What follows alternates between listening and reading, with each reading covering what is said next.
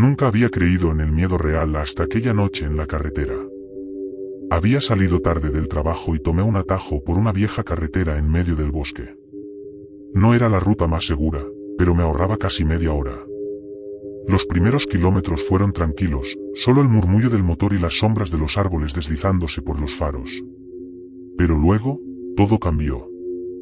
Primero, la radio empezó a fallar. No era raro en esa zona, pero el ruido estático se volvió insoportable. Intenté apagarla, pero seguía sonando, aunque el botón estuviera en off. Entonces, las luces delanteras parpadearon por un segundo. Pensé que era la batería, pero el coche siguió funcionando. No me preocupé demasiado hasta que vi las huellas. En medio del asfalto, había marcas de neumáticos. Pero no eran normales, zigzagueaban, se detenían en seco y luego continuaban, como si alguien hubiera derrapado varias veces sin razón aparente. Bajé la velocidad.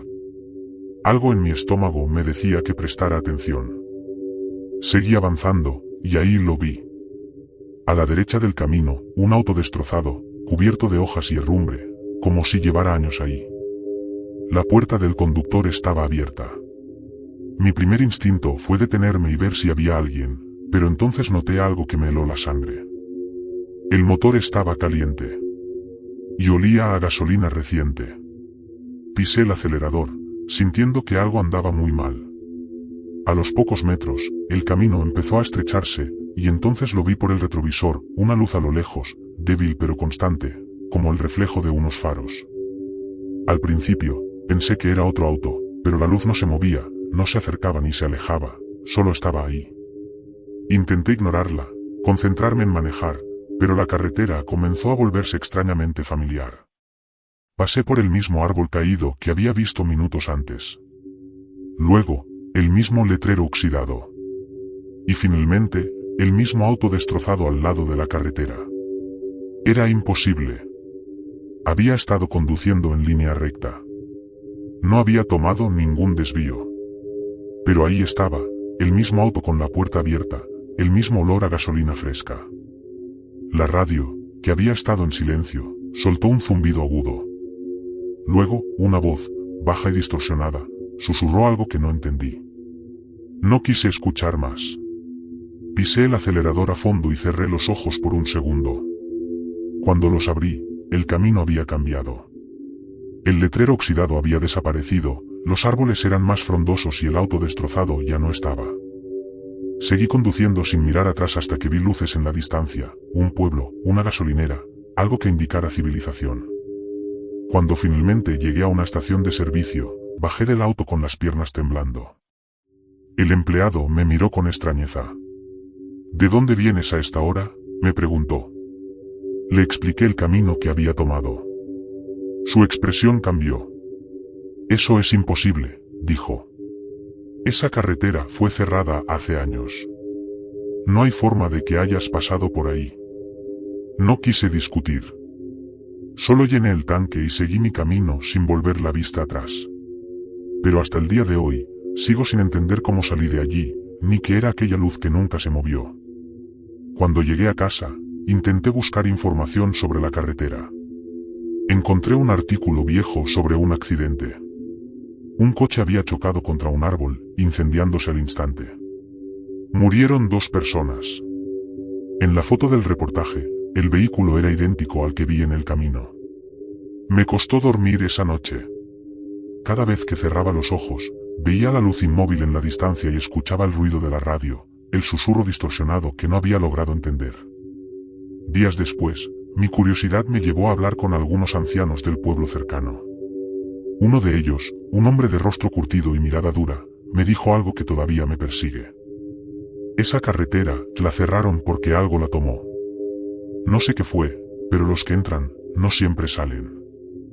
Seguí investigando, y cuanto más descubría, más aterrador se volvía todo. Varias personas habían desaparecido en esa carretera a lo largo de los años, sus autos encontrados en condiciones similares al que yo vi. Pero lo más inquietante fue una historia que encontré en un foro antiguo de internet. Un usuario relataba una experiencia idéntica a la mía, con una diferencia: él no pudo salir.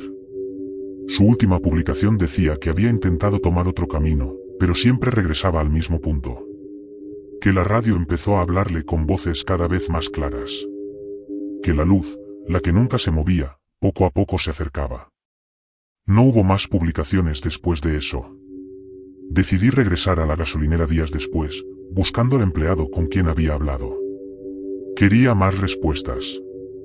Pero cuando llegué, me dijeron que no había ningún trabajador con la descripción que di.